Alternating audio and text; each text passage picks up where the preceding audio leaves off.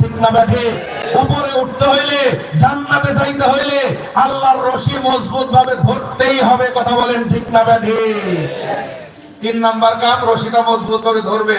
4 number কাম, রশি ধরে টান দিবে। তাহলে কাজ এটা 1 নাম্বার কাম, রশি ছাড়া এটা কার কাম? আল্লাহ। 2 নাম্বার কাম, রশি মজবুত, এইটার এই কামের দায়িত্ব কার?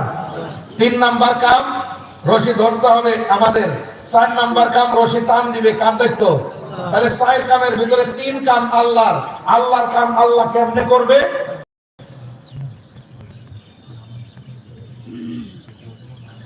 নামাজ হবে একদম শেষে, কেউ উঠা যাবে না, বসবেন চুপচাপ।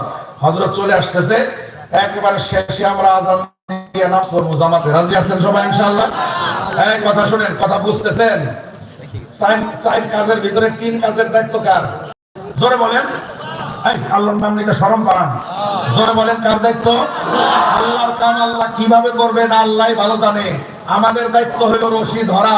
রশি আমাদের ধরতে হবে কি হবে না? জোরে জোরে কর। এইবার মনে আছে 2 নাম্বার প্রশ্ন, রশি যে ধরবো, কেন ধরবো মনে আছে? এইবার আপনি ওয়াজ বুঝে থাকলে রশি ধরবেন কেন? রশি ধরবো নিজের বাপের বাড়ি